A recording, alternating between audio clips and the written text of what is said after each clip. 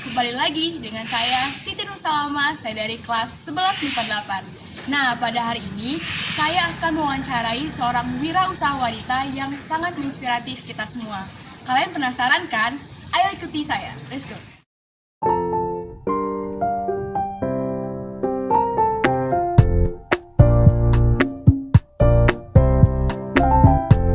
Ayo guys, mari. Ini dia lokasinya. Yuk, masuk.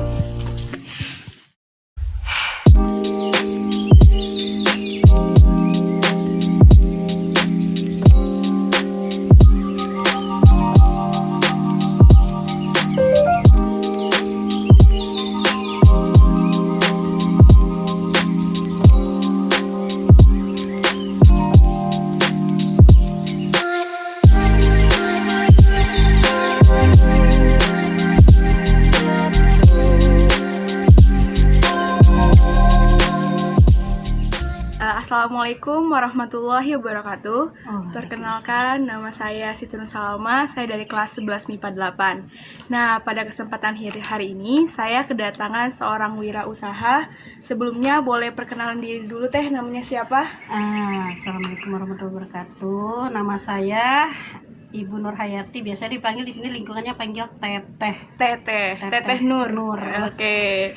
Sekarang kita bersama dengan Teteh Nur. Sebelumnya mau nanya kabarnya dulu. Apa kabar Teh?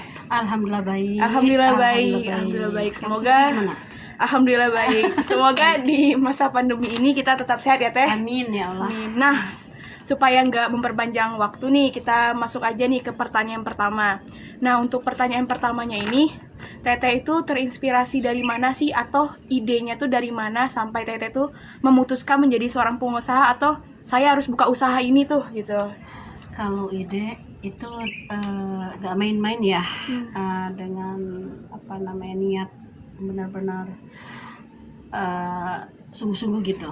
Itu memang inspirasinya sendiri untuk membantu keluarga juga, terus untuk di rumah, untuk diam di rumah juga sampai anak urus gitu. Benar. Dan itu atas dasar utama dorongan almarhumah Umi ya. Okay. Karena dari beliau warung saya diberi nama Warung Restu Umi. Warung Restu Umi. Oke. Usahanya itu kalau boleh tahu di bidang apa Teh? Terus kenapa sih Teteh bisa memilih bidang tersebut gitu? Teteh di sini usaha di bidang sembako. Awalnya memang Teteh bergerak di bidang biro dalam surat-surat penting ya. Iya. Seperti akte, SIM, balik nama BPKB, sama sertifikat atau akte jual beli. Cuma karena memang fokusnya pengen di rumah biar kecil keurus gitu. Iya, benar-benar. Jadi Teteh memutuskan untuk membuka usaha sembako gitu Teh ya. Sembako. Kalau boleh tahu udah berapa lama nih Teteh buka usaha sembakonya? Sudah 3 tahun. Sudah 3 tahun. Berarti hari ini tahun ini masuk tahun ketiga. 3 tahun. Oke. Terus bagaimana sih Teteh melihat peluang usaha dari usaha yang Teteh jalankan saat ini? Alhamdulillah ya. Dari nol kita berjuang sampai sedikit. Alhamdulillah sampai sekarang masih bertahan. Masih bertahan ya Teh. Oke, kan kalau misalnya jadi pengusaha itu mungkin ada suka dukanya Teh. Bisa nggak sih Teteh jelasin apa sih suka duka dari menjadi seorang pengusaha itu? Kalau sukanya konsumen datang dengan tujuan membeli barang yang dia butuhkan. Itu ada di rumah, ada warung ya. Tetapi dukanya di saat konsumen itu beli barangnya habis atau tidak tersedia gitu kan. Itu kasihan banget gitu. Iya benar. Itu deh suka dukanya. Iya. Kalau selama menjalankan usaha ini Teteh pernah nggak sih mengalami kegagalan? Nah, kalau pernah, bagaimana sih cara Teteh dalam mengatasi kegagalan tersebut? Kalau kegagalan alhamdulillah enggak ya. Belum pernah ya Teh? Belum pernah, jangan gitu kalau bisa ya.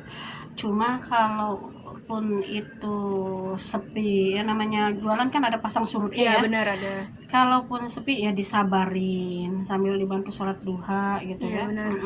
Sambil ikhtiar kita zikir, minta sama Allah lah gitu. Tawakal lah gitu ya Teh. Sabarin aja lah gitu. Iya. Nih, untuk pertanyaan terakhir nih Teh. Mungkin ada nih orang-orang di luar sana pengen membuka usaha seperti Teteh, cuman atau di bidang lainnya, tapi masih ragu-ragu nih. Ada nggak sih Teh pesan-pesan atau kiat-kiat bagi mereka yang ingin membuka usaha? Kalau gitu. kalau pesan teteh sendiri ya, kalau bagi siapapun ya, misalkan yang mau merubah hidup seperti berjualan, apapun itu jenisnya, tetap kita bersemangat dan jangan takut akan kegagalan. Iya. Karena semua itu urusannya udah diatur sama Sama Allah Allah. gitu. Cuma kita tinggal berusaha, berencana, berencana, berdoa dan tawakal gitu ya, Teh. tawakal, Itu ikhtiar aja, aja Teh. lah. Itu aja. Oke. Oh iya teman-teman, selain Teteh ini membuka usaha sembako, Teteh juga membuat kerajinan ya, Teh. Kerajinan. Iya, ini kerajinan dari bahan limbah bangun datar, Teh. Dari apa ya? Plastik. Dari bungkus-bungkus kopi kapal api, top kopi, Arabica. Ternyata Teteh ini Daur sangat ulang kreatif sampah. sekali. Ini rencananya pengen dijual nggak sih, Teh? Atau ada rencana gitu? Insya Allah kalau dijual belum ada ya, cuma Iya. untuk pakai sendiri aja karena manfaatin daur ulang sampah aja. Oh iya, bisa mengurangi sampah lingkungan Itu sekitar ya, aja. Teh. Kalau dibakar kan sayang kan? Iya benar-benar kan nih teman-teman, sangat kreatif sekali. Iseng-iseng ya. Iya. Ini apa sih, Teh? Tikar gitu ya, Teh? Iya, ini samak, kalau orang sudah bilang samak. Samak. Ini alas buat lantai. Kalau cara pembuatannya gimana, Teh? Dianyam gitu ya? Dia dianyam. Berapa lama Teteh udah buat ini? Ini sebenarnya mah cepet, cuma karena ngisi waktu luang aja gitu Oh. yang lama itu. Mantap sekali. Oke, Teh. Terima kasih nih udah mau wawancara dengan saya. Sama-sama, kembali kasih. Makasih banget. Boleh nih, Teh. Dadah dulu di situ. Dadah. Assalamualaikum warahmatullahi wabarakatuh. Dadah teman-teman. Halo semuanya, kembali lagi dengan saya Siti Nusalama. Nah, tadi saya sudah melakukan wawancara bersama Teteh Nur. Nah, dari hasil wawancara yang saya lakukan bersama Teteh Nur, banyak sekali ya teman-teman manfaat yang bisa saya dapatkan. Yaitu yang pertama, ketika kita ingin memulai suatu usaha, itu tidak ada yang instan ya teman-teman. Jadi kita tuh harus berusaha dari nol sampai kita bisa mencapai titik puncak atau titik kesuksesan. Semua itu butuh usaha yang sangat panjang. Tidak ada yang serba instan. Mie instan aja ya teman-teman. Ketika kita memasak, kita butuh usaha kan. Nah, sama juga ketika kita menjadi seorang pengusaha. Kemudian selain itu, menjadi seorang pengusaha itu ternyata kita harus memiliki sikap yang sabar. Kemudian itu kita juga harus memiliki sikap yang tekun, pantang menyerah, dan selalu berusaha. Ketika kita sudah memiliki 4 sikap itu, pasti insya Allah ya teman-teman, kita bakal menjadi seorang pengusaha yang sukses. Kemudian itu juga kalau misalnya sesuatu hal yang kita inginkan tidak tercapai, kita harus sabar. Kemudian itu selalu tawakal dan berserah diri kepada Allah Subhanahu wa taala. Karena semua usaha yang kita lakukan itu, semua perjuangan yang kita lakukan itu tidak lepas dari atas perintah Allah Subhanahu wa taala atau atas kehendak Allah Subhanahu wa taala. Jadi setiap melakukan usaha, kita jangan lupa untuk bertawakal. Itulah beberapa pelajaran yang saya dapatkan ketika saya melakukan wawancara dengan Teteh Nur.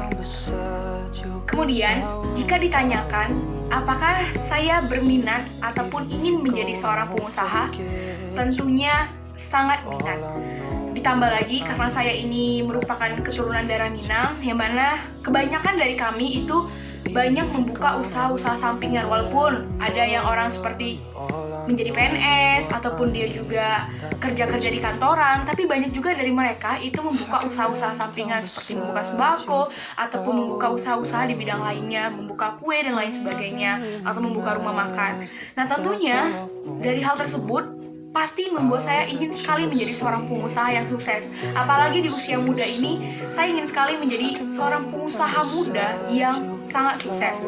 Salah satu contoh tokoh yang menginspirasi saya adalah Kak Belva, yang mana dia itu adalah seorang pendiri dari ataupun CEO dari Ruang Guru. Nah, dari Kak Belva itu sendiri, saya banyak sekali belajar bahwa di usia muda ini ternyata kita bisa berkarya ya teman-teman. Jadi saya sendiri kalau misalnya ditanyakan ingin atau minat kan menjadi seorang pengusaha, tentunya sangat minat sekali. Karena menjadi seorang pengusaha itu sendiri itu memberikan dampak positif bagi diri kita. Kenapa? Selain kita bisa maksudnya itu seperti melatih jiwa kepemimpinan, kita juga bisa memanage waktu yang baik gitu. Bagaimana cara kita kerja ataupun melakukan usaha, kemudian bagaimana waktu kita untuk bersama keluarga. Nah, jadi kalau kita menjadi seorang pengusaha itu banyak sekali pelajaran-pelajaran bisa kita dapatkan. Kemudian itu kita juga menjadi seorang yang lebih sabar, kemudian tuh lebih tekun, lebih rajin, dan juga memiliki sifat yang pantang menyerah. Jadi di usia muda ini saya harapkan bahwa saya bisa menemukan ide ataupun inspiratif dari hasil wawancara tadi, atau saya ingin membuka suatu usaha. Jadi doain aja ya teman-teman, semoga saya bisa. Oke, terima kasih buat semuanya yang sudah menyaksikan video saya. Apabila ada salah kata, saya mohon maaf. Wassalamualaikum warahmatullahi wabarakatuh. Sampai jumpa. We talk on the phone.